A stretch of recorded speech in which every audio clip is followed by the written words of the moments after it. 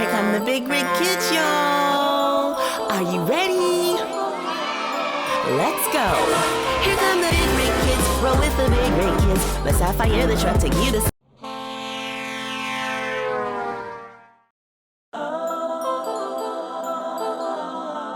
Here come the big rig kids, y'all.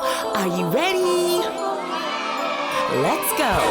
Here come the big rig kids. Roll with the big rig kids. Let's have fire the truck, take you to such amazing places with the big rig kids. Those helpful big rig kids. See how they give and grow and get to know amazing things. Learn with the big rig kids, and you'll see how it is to have adventure days and hang and play with all your friends. Because the big rig kids know what it is to live a most exciting and inviting life is positive.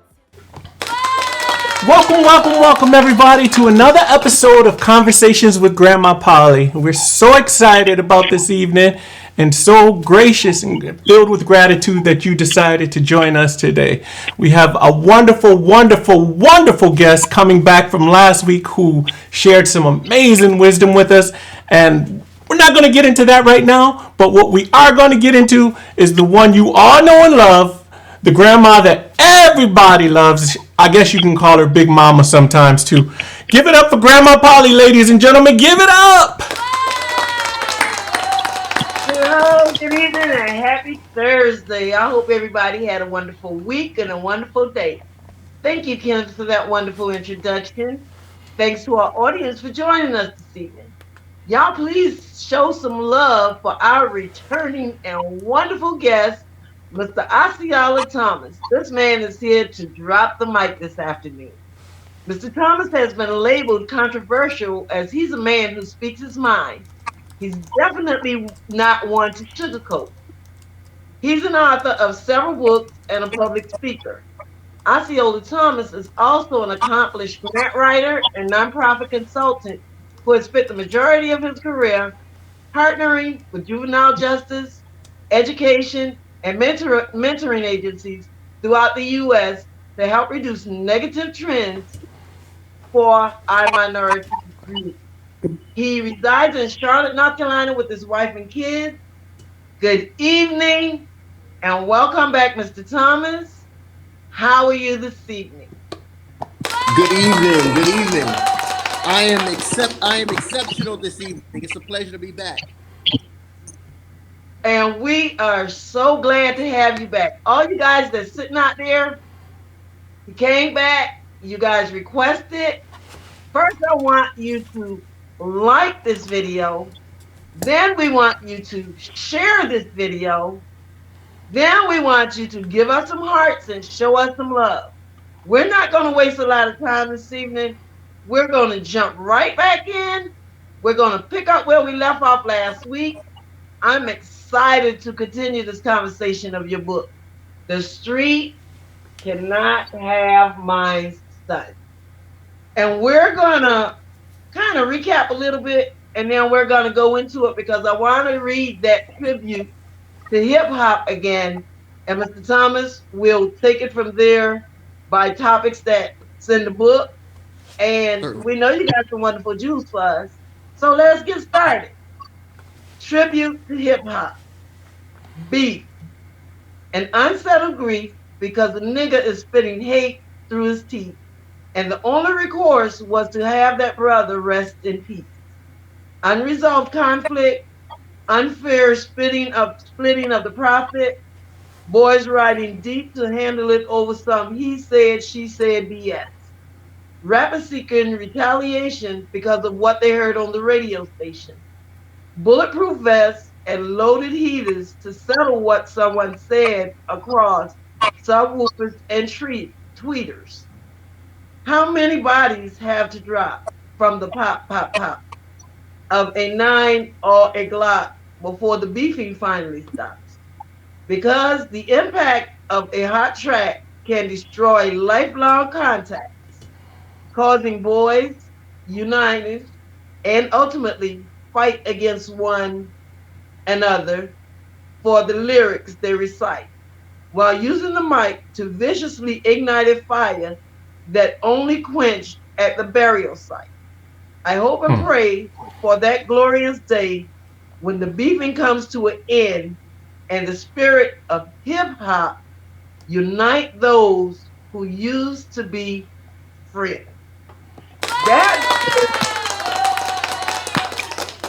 we kind of went over a little bit last week, and you spoke about focusing on their strengths. Can you give us a recap on that, and then we'll go into where is my father? Certainly. So when I wrote that book about hip hop, or that tribute about hip hop, it's because most of our black boys, if you ever notice, when a child starts school, especially pre-kindergarten or kindergarten, they're excited about learning. They're running into the building, their lunchbox, their book bags, they're excited. And you ask them what do they want to be, and the world is their oyster. I want to be an astronaut. I want to be a firefighter, all these different things. But by the time they reach fourth grade, you ask that same child, what do you want to be? I want to be a hip hop artist, or I want to be a professional athlete, football player, basketball player. The question then becomes, what happened to that child's love for learning? Why has it diminished, and why do they see themselves um, solely as entertainers? So that's why I wrote that book. It's because schools focus more on a child's deficit and their pathology than they do the strengths, interests, and capabilities of boys of color. The reality is most boys of color have difficulty in traditional classrooms because they were not designed for boys of color. They were actually designed for European females. If you research the educational model that we employ today, it actually comes from a Prussian model. But with that being said, black boys are energetic. They love to learn by using their hands, so they're tactile learners, or kinesthetic by physical movement. So when you have a child come into a classroom, sit down, you give them ditto sheets, you give them a teacher, mostly a European female, um, that doesn't engage or hold their interests, of course they're going to daydream. As a matter of fact, I point this out to public school systems. How many times have I sat in a professional development or a conference or a seminar, and teachers doing professional development, if the lecturer didn't hold their interest, they're doodling on the PowerPoint. They're texting under the table. They're getting up, going out into the lobby area, taking a bathroom break, and just talking to their friends. Now, if a child was to do that, they would diagnose that child with ADD, ADHD, and he would have to be tested and put on mood altering medication. But when we as adults engage something that doesn't hold our interests, we have the autonomy to get up and do whatever we want to do. So we hold children to a higher standard than we do adults. So I have an issue with that, and I wrote about that in the book so that people can see. We talk about IDEA, Individuals with Disabilities Educational Act. I say no, it's individuals destroying educational aspirations. That's what it is.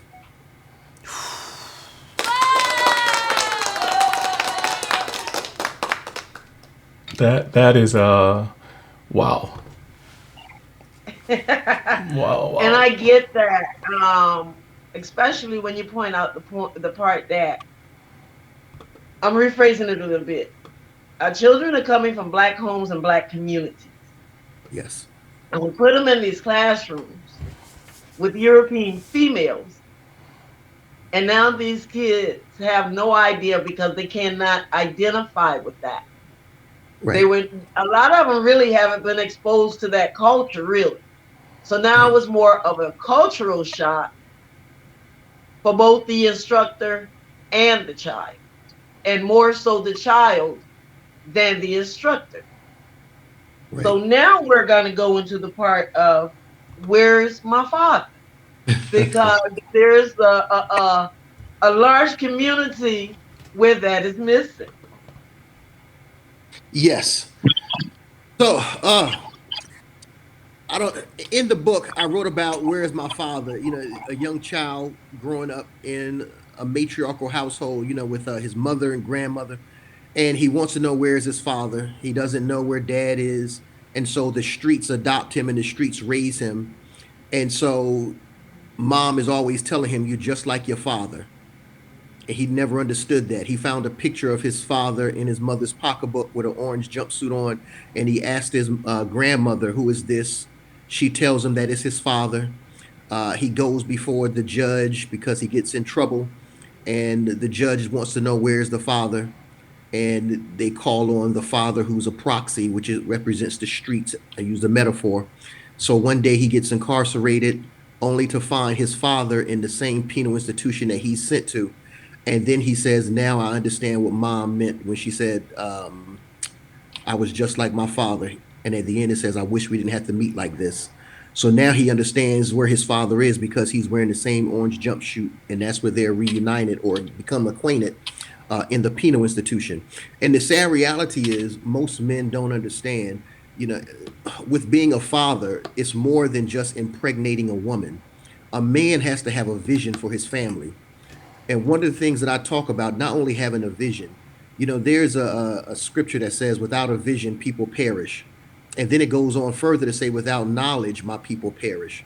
So when you don't have vision and you don't have knowledge, your family becomes a family of dysfunction. They don't have a sense of direction, and the family just becomes disorganized or disoriented. So one of the things that I share with fathers, the most important thing you can do as a father, and we have fathers on this call, I hope that you're listening to me. The most important thing that you can do as a father is two things. One is called the birthright, the other is called the blessing. The birthright comes from a Jewish or Hebrew tradition where the father would provide an estate for his eldest son and for his younger sons to make sure that upon his demise, his widowed wife is taken care of and his unmarried daughters. That was the birthright. So a father had to be in a position to make sure that financially he was taking care of the family while he was present, and that he had an estate plan in place to take care of them upon his demise. The second thing, then that was the birthright. The second thing is called the blessing. The blessing was more important than the birthright. If you know the story about Jacob and Esau, you know that Esau sold his birthright for a bowl of soup. So he wasn't concerned so much with his father's material possessions, but he was concerned about the blessing. The blessing represented the verbal future or favor that a father would speak upon his son. May the God of heaven bless you with all of the due. May your brothers bow before you. May you come before great men. He would speak this blessing. And remembering the story, Jacob stole the blessing from his brother Esau. And Esau said, after the grieving of my father, I'm going to kill my brother. So he was willing to sell the birthright, the material possessions, the estate of his father for a bowl of soup. But when you rob me of my father speaking a favorable future upon my life, I now have to murder you. Our boys have no one speaking a favorable future upon their life. No one is saying to them, you have the ability to be an entrepreneur. You have the ability to create wealth. You are a king. You are a prince. Every time I go into a school, I never address our boys as boys or students. I call them young prince. That's what I'll say, young prince or young king. And that's how I address them. I want them to understand that you're royalty. You're not the product of chattel slavery. Chattel slavery was a disruption in your history. It's not your history. When God made man, he made men that looked like you. Your history traces back to the original continent called Africa. Understand that chemistry comes from Kemet. Understand that the great civilization of the Greeks, they stole it from the Alexandria Library, from people that look like you. So it's a stolen legacy. It actually comes from you. And then they burnt Alexandria down too. That's exactly right. And they took the knowledge. And Greece plagiarized what came from Africa. So it's not their legacy. They're not the greatest civilization that ever graced the planet. Africa is, the continent of Africa. And so I want them to understand this. And as a matter of fact, I'll share with our boys, watch how powerful this is to say to a boy, the very God that fills the universe, you are the visible manifestation of that God. And they said to me, what do you mean? I said, if I was to take you to a body of water, let's say I take you to the ocean, and I take a syringe, and I dip that syringe in the ocean, and I extract 5 cc's of ocean into that syringe. While that syringe might not be the ocean macro, it is the ocean micro. What's inside that syringe is 100% pure ocean. All of the properties of the ocean are within that syringe. I said, so while you may not be God macro, you are God micro. Inside of you are 100% pure God. So walk like it, act like it, think like it. There is no lesson plan. There is no textbook that a teacher should ever put before you that you can't master because you are intelligent beyond comprehension. Fathers need to be speaking this to their sons because as a person thinks, so they become. Thoughts become things. When you tell a child you'll never be no good, you've planted a seed. So don't be surprised when it manifests. I tell my children all the time, you are powerful beyond measure. I don't want you to be like me. I want you to be better than your father. So I wrote that book, Where is My Father? Because where there are no fathers, the blessing is missing. And so we need fathers or mentors to step in because in the African American household, there was a study that said 60% of African American homes don't have fathers in them. So we need some fathers or some men to step in and be proxies. That's why the biggest push for me is a proposal writer. I write grants and bring in millions of dollars to nonprofits every year. And I focus mainly on mentorship programs because our young boys need fathers. They need men to speak life into them. Our boys not afraid to die, they're afraid to live. They need somebody to speak life into them. They have no understanding of life. Life is meant to be enjoyed. I wish above all that you would live and be well and prosper. But they don't understand that because nobody's speaking life or a favorable future upon their life. So that's Wow. That was That was powerful. And when I look at it, you done went so far ahead of me, in bestowing the blessing and all of these things. And yes, we do need mentors. And I have this conversation with our Black men all the time. When we look at, I'm going to say this before we go farther into the book, and I want to know what your opinion is on this. When we look at the church and we look at the homes, we look at the community, and we look at the schools, the churches are filled with women. The mothers are leading the children. In the community, and then and not all men.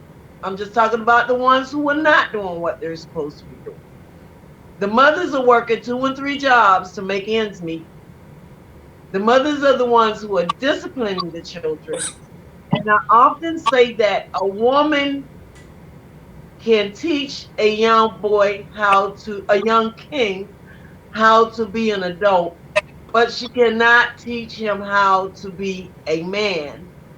And when these young boys are growing up without their fathers, then they go callously, in a lot of cases, they callously go out and start making children, not having the ability to provide for them, not even having the ability to teach them because they did not have the proper teaching right, from the male's perspective. And I'm be right. quiet right there and I'm gonna let you address that for me. Wow. So, as a father, I have a son. That's my firstborn, my strength. And that's what I say to him, son, you're my firstborn, you're my strength. And my daughter is my youngest. She's my princess. So I shared with them and I share with my son, my job is to teach you how to be a man. And Monet, my job is to teach you what to expect from a man. So a father has a dual role there when it comes to a son or daughter. My job as a father is to teach my son how to be a man and my daughter what to expect from a man by modeling the expectation. I'm going to share with the viewers 2 stories that I shared with my children. I shared with my son, it's called the Baskin and Robbins story. I was taught in seminary that rules without relationship equals rebellion. So you can tell a child, don't do this. Why? Because I said so. That doesn't work. You have to give them an explanation to explain why. If you don't give them the why, curiosity killed the cat, satisfaction brought it back. They will satisfy their curiosity. So I share with my son, son, I want you to save yourself until marriage. I don't want you to engage in premarital sex. Then I share with him because God said that we should abstain until marriage. Why, Dad? Okay, so now I have to give you the why. So here's the why, son. Let's say one day I take you to get some ice cream. We go to Baskin Robbins. Baskin Robbins has 31 flavors. So I say to you, you know what, Brandon? Daddy is balling. So today is Father and Son Day. Just go wild. Sample all the flavors you want. So my son samples butter pecan, chocolate chip, cookie dough, vanilla, strawberry, etc. And then I said, son, I'm letting you sample all the flavors. I said, now that you know what they taste like, what happens when one day you have to commit to chocolate for the rest of your life? I said, how hard do you think that will be now that your palate has sampled a variety of flavors? I said, son, if it will be difficult after sampling all the flavors for you to commit to one flavor, I said, don't engage Baskin and Robbins. He understood exactly what I meant. That's the problem we have today with men impregnating all of these different women. We are not disciplined to commit to one woman because we've allowed ourselves to sample so many different flavors. Then I had to share another story with my daughter. I said, Monet, I want you to think of yourself as a precious vehicle. I said, when a boy gets a permit, he usually gets a permit and he drives in a vehicle that's not his. And it's not, generally, it's not a new car, it's a used car. I said, his goal is that he'll put a lot of miles on it. He gonna speed, rev the engine up. He gonna do some K turns, U turns, leave some skid marks, etc. Because he's just working with a permit. I say, but when he gets his license, he wants a vehicle with a new car smell, something with 0 miles on it. I said, in other words, don't be the permit. Don't permit him to have your body until he's ready to get a license, marriage license. And then you will be that car with 0 miles on the odometer with that new car smell. Can I just... Wow. Wow. That... Yes, sir. I hear it, man. That is so deep. I hear it. And all of that right there is something every parent needs to be teaching their children. And it goes back to what you said. Don't tell them, just don't say, don't do it, but give them the reasoning behind and the understanding as to why this is something that they don't want to engage in. Because my thing is, one bad choice, and a lot of people don't look at it as a bad choice at that moment. You know, you're in your feelings and you're just having fun or whatever, but it turns into a bad choice because now this is someone you don't want to be bothered with. Like you said, they got the permit but not the license, but then you're attached to this person for the rest of your life, and now you're miserable. So this is something that we really need to instill in our children. And that led into the next thing. What do we do? But you've covered a whole lot of that. And if there's anything else you want to add to it, please feel free, because we're enjoying the conversation. And you guys give Mr. Osceola some hearts, please. Yeah, If y'all enjoying this, y'all throw some hearts in here. I just, I'm behind scenes, but I'm so moved over here, brother. It's the way you the permit and the license. Oh my god, that was profound. Truly profound. Well, Very powerful. I certainly appreciate that. The one thing I will say, you talked about the black church, and I didn't touch on that. So let me just go back and touch. There was a 2019 study done. That 2019 study piggybacked off a study that was done that showed the black church in a 10-year period brought in about $420 billion. The 2019 study piggybacked on that and has now shown the black church has brought in over $800 billion. $800 billion. So if you look at 10%, so this 800 billion is based off the charitable giving of its membership. So people give a tenth of their salary to the organized church to make up this $800 billion. But my question is, what if the church then gave a tenth of the tenth that it collected?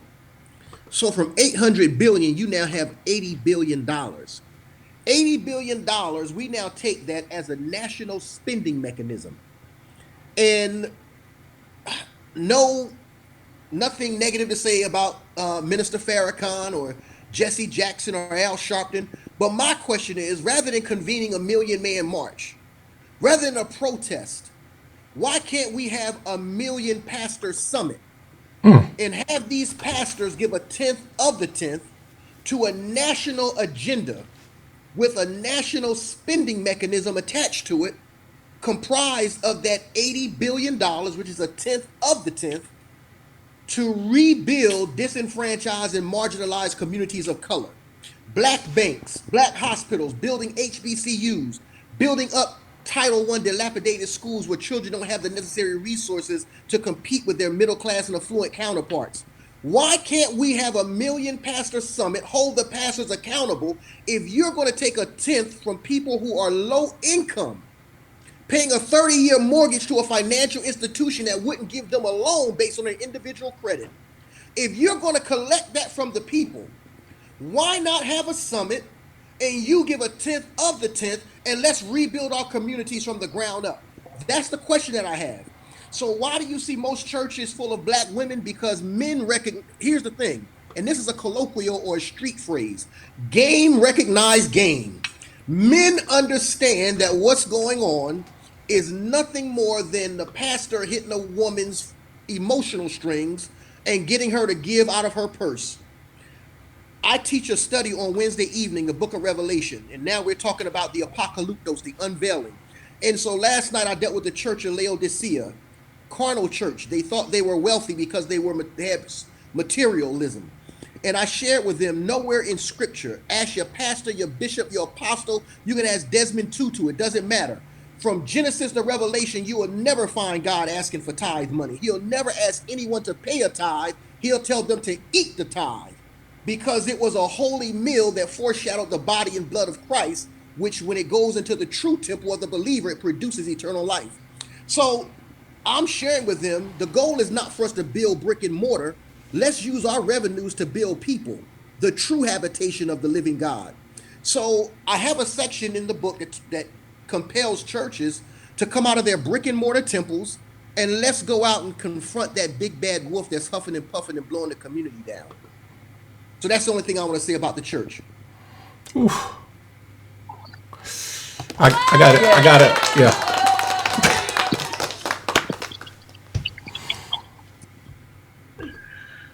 Yes, I totally agree with you 100%. And this is often my complaint. I'm like, the money is going into the churches, but yet we say that there is no money in the black communities. And to hear you throw those numbers out, it is power. There is power. There is monetary gains, and all of this is coming off of the people who I would call, y'all say the have and the have-nots. The have-not is what's Right. causing the churches to have, but still yet these people can't even get money from the church to have a prescription filled when they're in need. So we pour the money into the brick and mortar in the church community, and we forget about the people in the community who's actually giving the money to the church. These pastors are riding around in fine cars, $1 million homes, planes, all this stuff. And the funny part about it, and I'm not going to beat up on the church, but I will say this. You go into the average community, these are not $1 million communities that these $1 million churches are built in. They're in the poor people's community and selling false hope in a sense. You're selling God to them in one aspect, telling them to pray and oh how God will take care of you. But God has already provided when they poured it all into the church and the churches are not giving it back. They're not building the community. And that's all I gotta say about that one. And we could go into part 4. We're gonna go through this because we're gonna give you some time to just really drop the mic, But we comes down to that part where it says, what can the community do? Okay, so you asked that's a very good question. One of the things that I'm doing workshops currently, because for those of you that are listening, Biden, under his administration, has allocated a $1.9 trillion allocation under the American Rescue Plan. You're talking about over $500 billion being allocated to youth and children's services. So you have the Child Care Development Block Grant, Child Care Stabilization Fund. You have ESSER, Elementary and Secondary Schooling Emergency Relief Funds for structured Excuse me, after. Mr. Osceola. Hold up Yes. 1 second. I guess they got upset with us to kind of shut us down. Do you guys see the video? Because I don't think they're there anymore. It says, sorry, we're having trouble playing this video. Is it just my side?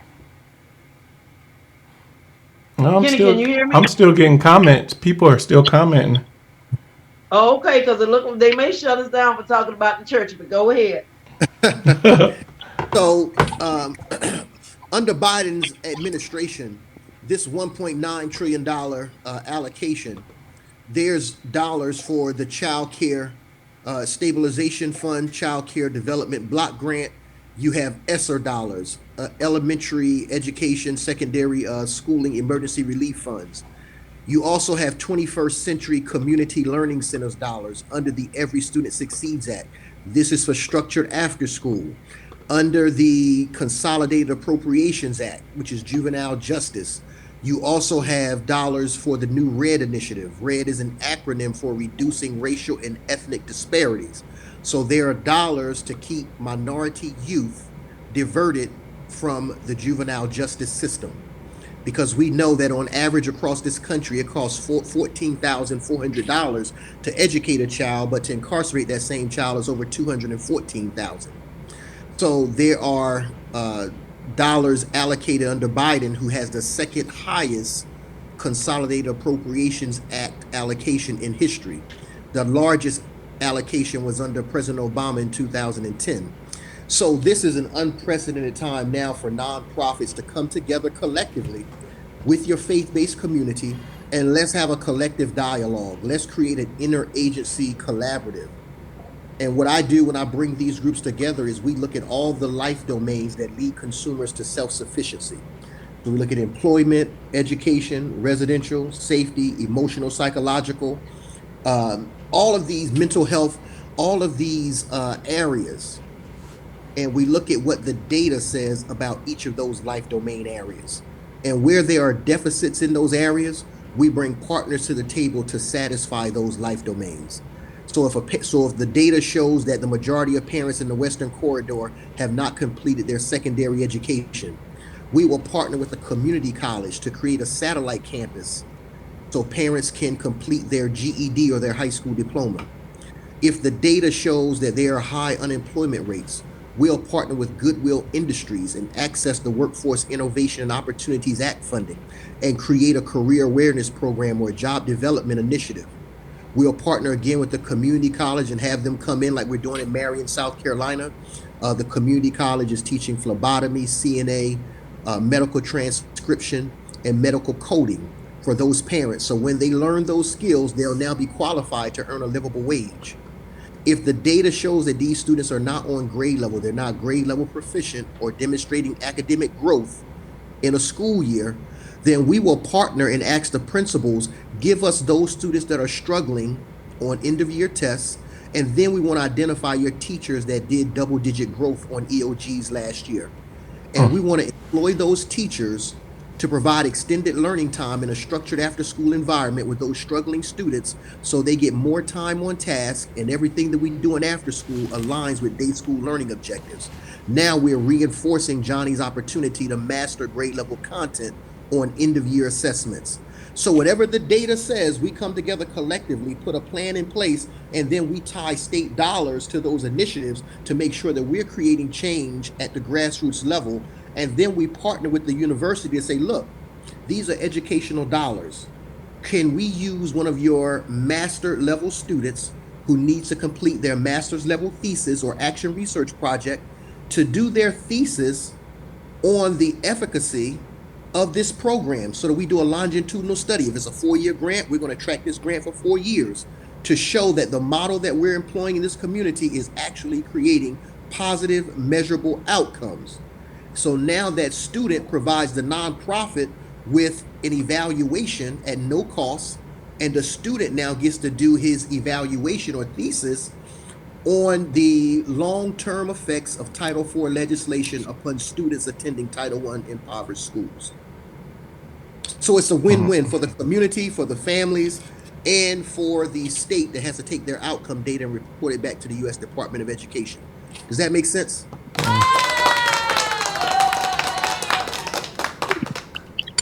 And that's what I'm talking about.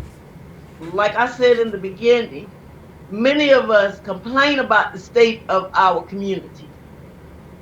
But just in reading your book and having the conversations with you, you're promoting and producing purpose, understanding, and putting things into action.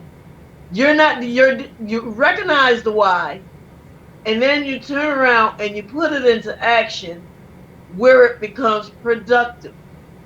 And we want to stop right here for a second. Anybody out there have any questions? Because I'm looking at these comments. You guys are burning out there. Kenny, you want to put that number up because it's not going across the bottom? Anybody want to call in? Anybody want to text their question into the comment? We will take you both ways. Feel free to call in. I'm quite sure Mr. Osceola will be glad to answer your question. Write them out or call in. And we're going to go with this. And while we're waiting on that, Mr. Thomas, if you have someone watching this who's interested about getting this program developed in their community, how can they get in contact with you? Okay, so I'll give them my business mobile, and that's Okay. area code 704 497 3943. And just to share, one of the things that I always share is that documentation beats conversation. So I could sit here and articulate myself all day, but my track record is documented across the United States and in China. I had an opportunity to meet with the Minister of Education in China and had a chance to create program models for their secondary students to matriculate into our universities and college here in the West. But just this past year, 3 of my grants in North Carolina, 2 of those organizations just received their 501c3 tax-exempt nonprofit status, had never rendered one program. And my one client in Winston-Salem scored in the top 10% of the state out of 100 counties as a brand new nonprofit. His proposal, his grant application was scored higher than his school district. So I share with individuals, people ask me all the time, can we start a nonprofit and apply for funding? You can create a nonprofit and apply for funding in that same year and be providing services in the same year that you receive your tax determination status. The thing is, you make sure that you have a plan in place. You never want to just chase dollars. So when I work with clients, I always make sure that we convene a meeting with the stakeholders. We look at the data to find out what the needs of the community are. We bring the stakeholders to the table and the professionals or community-based partners, and we create a comprehensive plan, something holistic in scope, so that there are no cracks for our individual citizens and recipients to fall through. We want to lead consumers to self-sufficiency where they're able to function independently of any formal services intervention.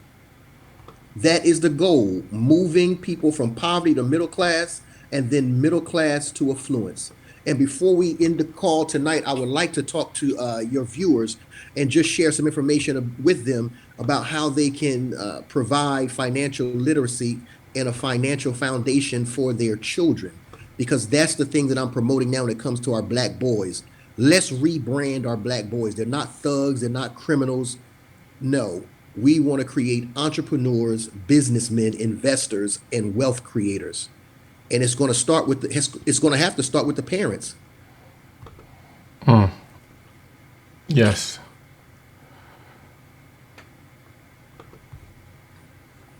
Renee, Start. you're going in and out, Renee. I am. Yeah, you're Can back you hear now. me? Yeah. We have to start in the home, and that's where the village starts. That you're definitely right. It starts in the home. But before I go on with that, there's a question, and it says, "Has any of these ideas been presented to any pastors for their thoughts on this matter?" That's a great question. So here in the state of South Carolina, this is the first year I was brought to South Carolina in October of last year to facilitate the economic summit. So we addressed the Interstate 95, the corridor of shame here in South Carolina. Now I'm meeting with pastors all around the state of South Carolina, and we have identified the needs throughout the state. Currently, I have three pastors funded. Brother Anderson, Octavius Anderson, who's over juvenile justice funding for the state of South Carolina, just convened a telephone call with him to talk about Title II juvenile justice formula grants.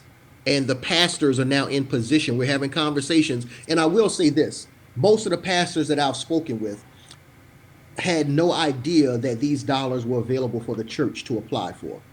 So I shared with them, yes, Pastor, you can apply for ESSER dollars, you can apply for 21st century dollars, you can apply for juvenile justice dollars. I shared with them, you can create a nonprofit, have your nonprofit allocate a salary to the nonprofit, and then the nonprofit use that salary to launch a for-profit Medicaid reimbursable entity as an LLC. And let's grow this model. Then you can replicate it and create subordinate chapters in the surrounding counties. So we're having that conversation now. We're talking about building 700 credit score communities, the goal being to eradicate poverty. We are partnering with attorneys and financial advisors to do estate planning. We're showing individuals how they can use life insurance as a means of transferring wealth. So we're talking about now creating generational wealth. Parents are now learning about revocable and irrevocable trust to protect assets once they accumulate those. So we are building communities with the faith-based community here in South Carolina, and my goal is to expand that to North Carolina and New Jersey next year. Wow. Okay. I don't see any more questions. Do you see any more questions out there, Kenny? No. No. So I don't have any more questions. So there's something else that you want to talk about or lead into. Feel free. We got time. Okay. So one of the things that I want to share with your listeners, because I'm about wealth creation, and as I share with you, it starts in the home. I don't know how many people on the call tonight understand the power of starting your own business. But when you look at the IRS, they have this table on their site. It shows the gross allocations by tax item. Believe it or not, individuals pay the most taxes in this country. W-2 wage earners pay more taxes than any other entity. So wage earners or W-2 employees paid 55% of the taxes last year, 2021. Businesses, believe it or not, paid 10% or make up 10% of the taxes that go to the Internal Revenue Service. Business owners pay 10%, employees pay 50% or 55%, excuse me. And then the other percentage is listed under other, which stands for estate tax, gift tax, excise tax, etc. But the majority of the taxes in this country are paid for by employees. So the goal I share with individuals is start a home-based business in your home. You can start a home-based business, and when you start this home-based business, you can Oh, and sorry. the no, you can actually employ your child. We're talking about wealth creation. So when you start a home-based business in your home, and you don't have to file any paperwork with the state, you will operate as what is called a sole proprietor. You start this business in your home, and then you hire your child as an employee of your home-based business. The IRS, as of 2022, will allow you to pay that child $12,950. So you may say, Mr. Thomas, where am I getting an extra $12,950 from? You're not. What you're going to say to your child is that, look, I'm going to create you a job description. I'm going to have you sign an application. You create your own application, have them sign it, give them a job description, and you create a schedule. You pay them a salary. Now, here's where the salary comes from. You pay for groceries for your child. You might pay for extracurricular activities for your child. You might buy them school clothes, supplies. You're not buying any of that anymore. Now you will cut them a payroll check, and you will have that go into a custodial account. And the child will now buy their own groceries, their own school clothes, their own supplies, pay for their own activities, and you get to write it off as a tax deduction up to $12,950 a year per child. So now you're getting a tax deduction for the things that you're doing as a parent anyway.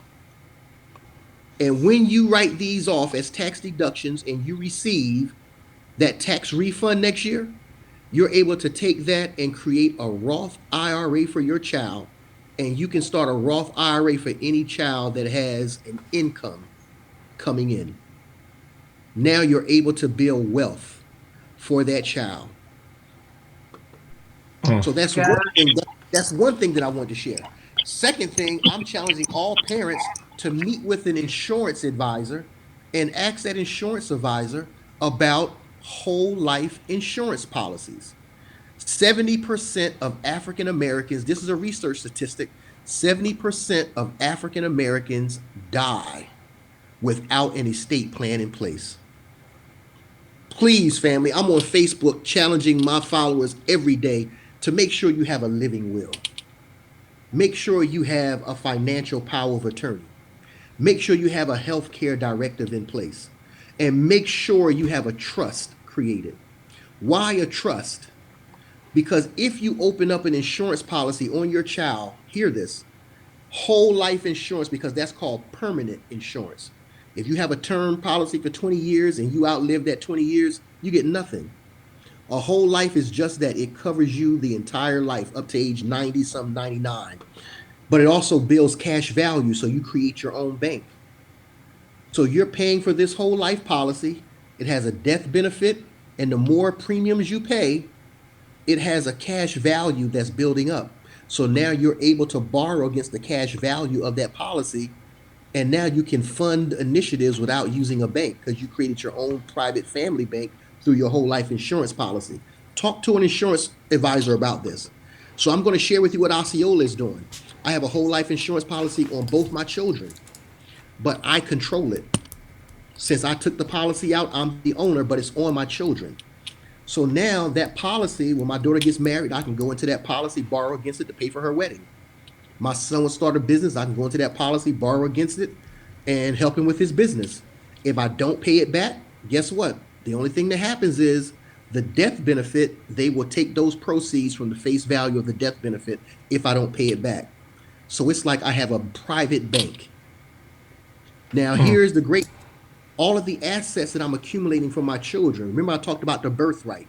The father has to leave a birthright, or he has to leave possessions to his children to make sure they're cared for in his absence.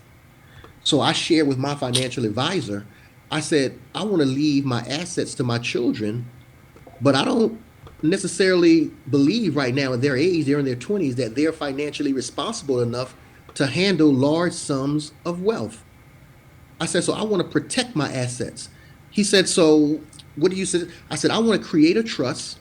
I want it to be an irrevocable trust. While I'm living, it's still revocable. I can make changes. But when I die, that trust becomes irrevocable. It cannot be changed, ironclad.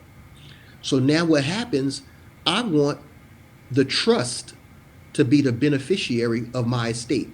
All my assets will go to the trust, and then the trust will administer my assets to my children on a monthly distribution schedule. So now dad is taking care of them from the grave. If they ever have hardship, they don't have to call dad on the phone because I'm not here anymore. But I have monthly installments coming to your account every month to make sure you're taken care of in my absence. So the trust, so now the trust administers your assets. And the children now become the recipients of the trust who's the beneficiary. I hope that makes sense. So you're following me. But I want you to start a home-based business. When you have that home-based business, use that home-based business, number one, to minimize tax liability. When you start a home-based business, you get to write off a percentage of your house or your apartment. You get to write off a percentage of your electricity, your utilities, your cable, your internet, your cell phone, and then everything you do with regard to mileage. I'm getting ready to let you into Osceola's world now. When it comes to mileage, my wife and I, we're taking a trip to somewhere very nice. I won't give the name away. But I've already called the hotel.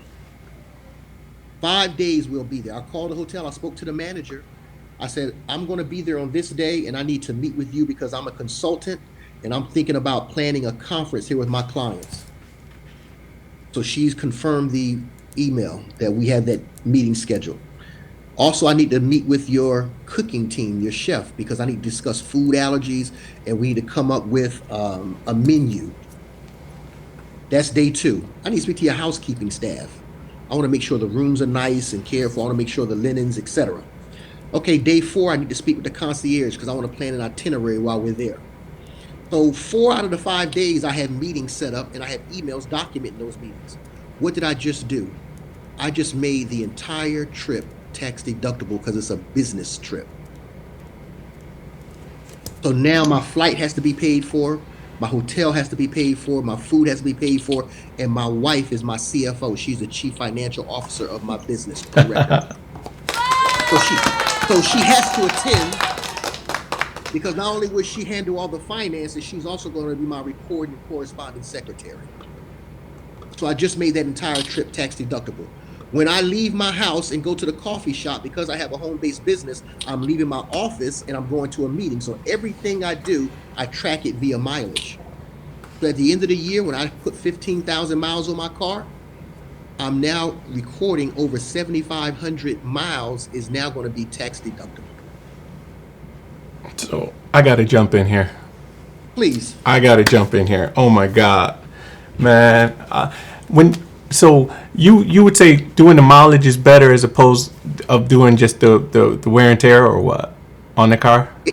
It depends on which one is going to give you the better refund. Okay. So generally, when you talk about mileage, you might do what? $2,000 a year in mileage or maintenance. Okay.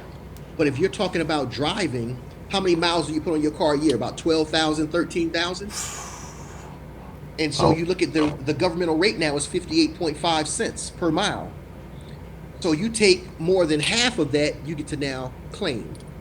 And then if you're business savvy, what I would do, I would create a resolution for my business saying that I resolve on this day to create a mileage reimbursement policy for the business, that the employees of this business can be reimbursed every month for the mileage they cover for business usage. Wow. So I have one of those. It's a resolution.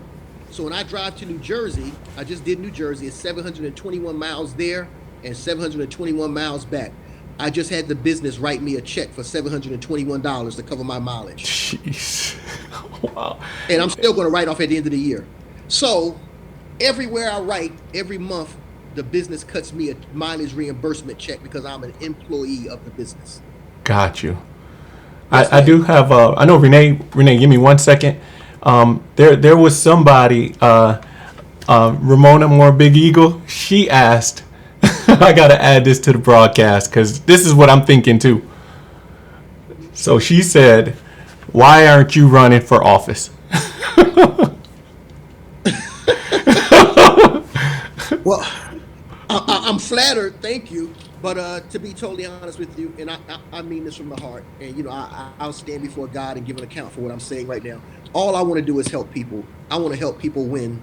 And so if I can't help you, I'll never hurt you. I just want to see people win. So the information and the knowledge that I have, I'm going to share because I want to see families win and win big. Wow.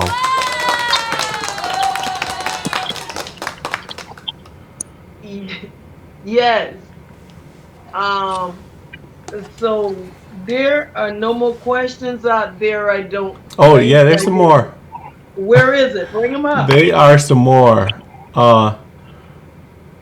This right here, Tanja said, how can we plant people so people buy in and then act? I'm sorry, repeat that question. She completely believes in self-sufficiency model. Realistically speaking, how can we infiltrate there, and how does one get people interested in their own self? It's multi questions, and how can we plant so people buy in and then act, and they're motivated to act. The one thing I've learned, and for those of you that have a job or you work at a place of employ, I've worked with school systems for years. One of the things that I used to notice, they would have staff meetings and at the staff meeting, the agenda was already set, and they would impose all of these directives upon the staff, and the staff would come there and they would hate it. They were drudging it. Why? Because adults or parents don't like to be parented. They like to be partnered with. They don't like to be parented. They like to be partnered with. So here's the goal. Create these 3 questions to partnership or to getting buy-in. And I do this with principals all the time. Here are the 3 questions. Okay. What do you need? How can we help? And then how can we partner together to do what's in the best interest of you and your child and you and your family? And partner. What do you need? Because here's the thing, and I want you to think about this, Sister Renee. Let's say Sister Renee, she's an amazing cook. And she says to me, Osceola, I'm going to invite you over and I'm going to cook you the best steak and onions. I'm going to cook you steak that make you smack your lips and suck your fingers. And she has this, my grandmother's recipe with gravy and onions. And she's talking and talking. She says, when do you want to have this meal? And I have to say to her, Sister Renee, I'm a vegan. What just happened? I just shut her whole presentation down because she assumed that what she was offering was what I needed or wanted. The goal is never to assume that people want what you have.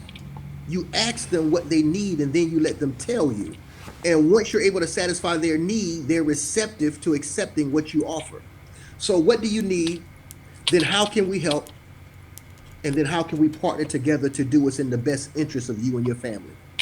Those are the 3 questions to building partnership. When I meet with pastors, when I meet with community leaders, I never go in as though I'm the expert on their situation because I'm not. It doesn't matter how many lectures I went to, how many textbooks I read. If I turned the tassel to the side and walked across the stage, I'm not the expert on anyone's life. So whenever I meet with a group, I ask them first and foremost, what do you need? Because you know better what you need than I do.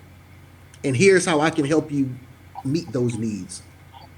So that's the 3 fundamental questions to partner. That right there, it just seals the whole deal. Because the way you explained it is not I'm approaching as I know what you need or I know what you want. I'm opening the door so you can tell me what it is that you need, what it is that you want. And then we can come together and figure out how we can make it happen. I love that concept. I hope y'all taking notes because I'm gonna have to put this one in my notebook. Oh, yeah. That right there, I think, is the whole beginning and the end of, I don't want to use the word fixing, but turning the situation of our youth around. That right there, because you're coming up with a plan to make it happen, but the solution is coming from their need. Excuse me. And I like that concept. I'm gonna have to adapt that. Kenny, I hope you wrote that down. Oh yeah, I'm over here. I'm acting like I'm not even producing. I'm just sitting here like a guest. Like wow. Wow, Yes, I salivating. mean that is awesome right there. And I want you guys. I mean, I told y'all he was gonna drop the mic. Yeah. He did. Someone asked, is this information in your book too, as well? A lot of the information is in my book, especially Yes. about coming together collectively as a community and applying for these dollars and putting a plan in place. That's the last chapter that deals with what the community can do. So here's something else for the listeners. The goal should be when your child graduates high school, they should graduate high school with at least a 700 credit score, especially if you have good credit. If you have good credit, you can put your child on your credit cards as an authorized user. And as an authorized user, you don't have to give the child a card, but they get the benefit of your credit profile. So now they graduate with a 700 credit score because mom or dad had good credit and they put me on their card as an authorized user and they paid their card on time. Also, what a powerful graduation gift if when your child entered the ninth grade, you had that child create a limited liability company. A child can create a limited liability company. They get in ninth grade, have them create an LLC. Now, the adult may have to sign as the organizer, or the child can be the organizer. It doesn't matter because you can put a clause in there with your articles of organization, excuse me. When you submit those to the Secretary of State, you can put that an adult member of the LLC will sign as the signator on all contractual agreements because minors can't enter into contracts, so they can break contracts. So a lot of vendors don't feel comfortable entering into contract with minors. But you can say you have an adult signator as one of the members of the LLC. But the organizer of the LLC can be a high schooler. Have your child create an LLC, open a bank account, have them create a DUNS, which is Data Universal Numbering System, so the business now has a credit profile, and a SAM account, which stands for Systems Awards Management. You need to have a SAM account if your business is going to do any contractual or grant funding with the government. So now they have a bank account, they have a DUNS profile, they have a SAM profile, and now that same business, you will open up a business bank account and pay that child on business payroll paychecks. You can contract payroll with a company called Gusto. They only charge $51 a month. Gusto will do all the tax reporting, quarterly filings, issue the child a W-2 at the end of the year, etc. Now that same child will open up an account with Staples, a Net 30 account, get a business card, Sam's, whatever for supplies.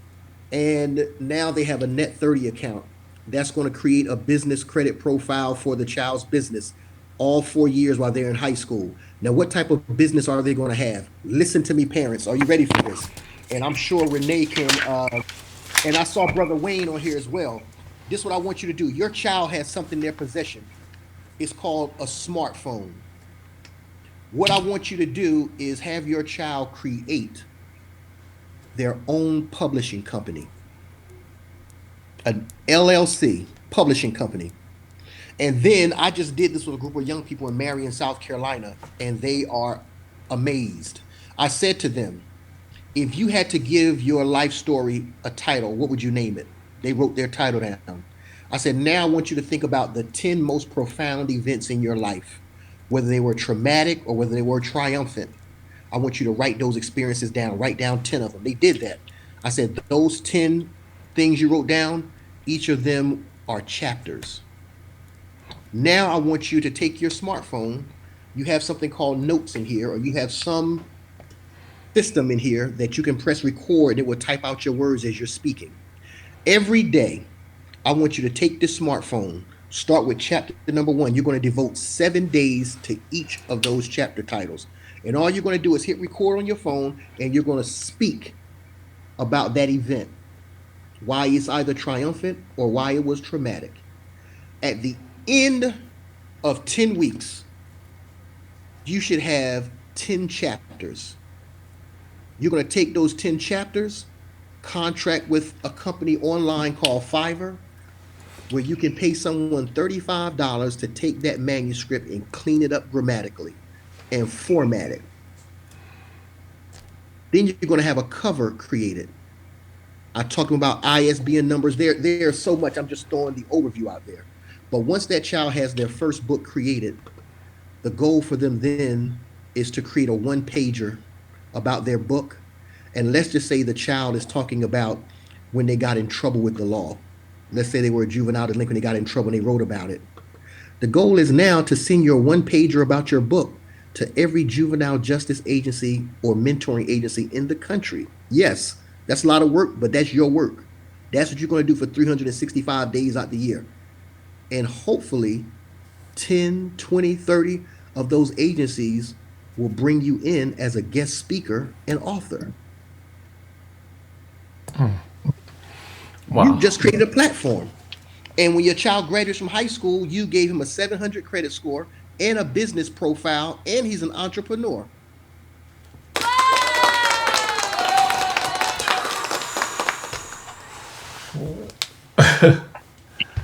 Y'all got that? I told y'all he's dropping the mic. He's giving us information that we don't have. And what I like about Mr. Thomas is that he puts this information out because there are a lot of us in our own community who have the knowledge, have the understanding, has the information, but we're not sharing it with others. And we have to do this. We thank you so much, Mr. Thomas, My pleasure. for all of this wonderful head knowledge. And the audience, just from looking at the comments, they are really enjoying this. And if you guys appreciate them, give them some more hearts. We're asking for those hearts. And I will honestly say, you are always welcome to come back on this platform. And I'm gonna let you and Kenny go ahead with y'all closing thoughts, and then we're gonna go into the closing. I'll give it up to you, Mr. Osceola. Well, it was just a pleasure for me to be here. I just want to share with individuals. If you look at Facebook, I'm on Facebook, Osceola Thomas. Every day, I provide free information on my timeline, and that information is basically to help people move from their current station of living and to improve their station of living. So I have information on there about estate planning, information on there about finances.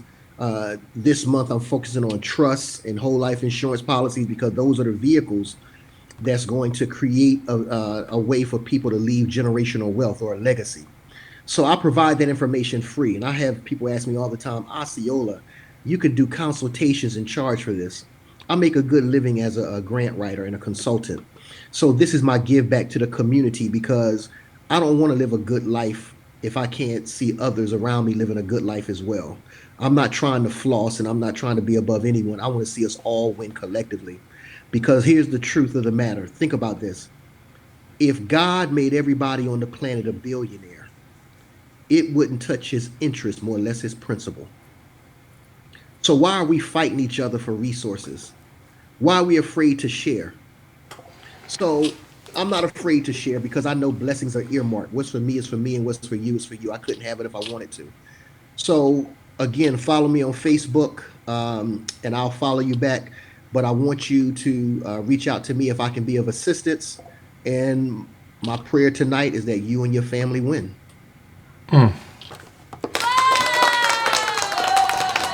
Wow. Wow. All right, Mr. Kenny. I'm just, I'm speechless, man. Let me come on in here, show my face. Your spirit is amazing. What you're doing is amazing. You know how people think of these things, and if only people were out there like that. You are that reality. You know, you definitely are that reality. You're godsend. You truly are, man. And I look to get in touch with you very soon on some things, and as well, if I can help or be of assistance to you in anyhow, like there's someone mentioned about you doing a show online, you know, I can get behind the scenes and work that for you if you like, you know. Thank you. Definitely. Yeah, go ahead. And we can swap knowledge. That would be great. you know.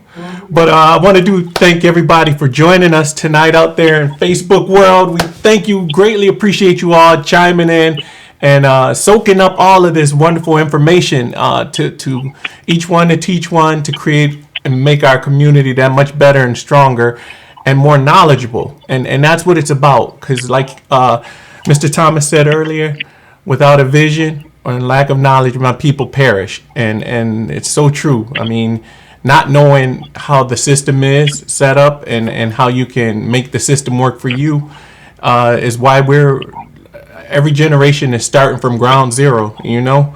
And I look forward to change that with my boys and my grandbabies. I've already implemented some of this stuff that you've talked about already, but Excellent. I'm definitely I'm on board with all of it, and just look forward to sharing with you, brother. That's mutual. Sharing, and man, you got people still commenting. I'll be reaching out. Yeah, me too. Also, let's, you know, I'm just everybody knowledgeable dude. But again, thank you so much, Mr. Thomas. It was definitely a pleasure, and you are welcome anytime, anytime. Thank you. And that's all I got to say. Whew. Oh, Oh my God. I just want to thank everybody for joining us tonight. I thank you guys for participating. The comments is just out there, the praises are there for you, Mr. Thomas. And you that special guest. We gonna have some behind the scene talks because there's some things we gotta talk about. We gotta get you in here. Um, you have certainly, there is no doubt about it, dropped some golden nuggets here tonight. And if you have not ordered The Streets Can't Have My Son, guys, go and get it. Carol, I still have your book. I wasn't going to give it to you until we got through this session. But y'all order that book. It will bring you, a whole lot of understanding. to bring them Go ahead back. and order it. It's a must-have for every home library. I'm telling you guys. A special thanks to KJ Multimedia Solutions of Marietta, Georgia. He's the man behind the setup. He's the man who works behind the scene. And I could not have done it without him.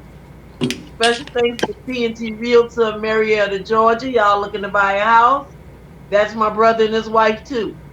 They will sell you a house. My brother will make you videos. He will take pictures. A lot of people have commented to me, Kenny, for real, about this setup. And I let them know that it is you. So y'all reach out to my brother if you're looking for something like this. And this is a reminder, as always, we are excited to bring things to the table that's going to help our community. Mm-hmm. But on top of that, we're also excited to highlight our young people who are doing great things in their communities, who's doing great things in the schools, who's doing great things in the churches. We know the news media is not going to do it. So we are here to do that. We have to encourage them. We have to stand behind them. We have to keep them prayed up. So reach out to Grandma Polly. We will give them this moment to come forward and shine. And, follow us on social media. Mr. Thomas has his social media pages. Follow us on the Big Rig Kids organization, because we're going to keep these topics coming. And I just want to thank you all for being here tonight. Again, thank you, thank you, thank you. Mr. Thomas, we can't say thank you enough. My pleasure. Thank you for the invite. Somebody commented before we go out that they already have your book. So see, y'all, come on. The rest of y'all go ahead and get it, because it's awesome. And I just want to say to you guys, Grandma Polly loves you. We appreciate you. And share this. Share this so your friends and stuff can see what's going on. If this is the only way we can reach them and educate them, get the videos out. Definitely. Get them out. Thank you. Love you guys. Next week we have 2 college students who are coming on, and they're going to be talking about starting college during the COVID pandemic, because that was a difficult time for them also. So y'all tune in next Thursday, 7 o'clock live. Y'all be there and invite a friend. Love you guys. Love you. Here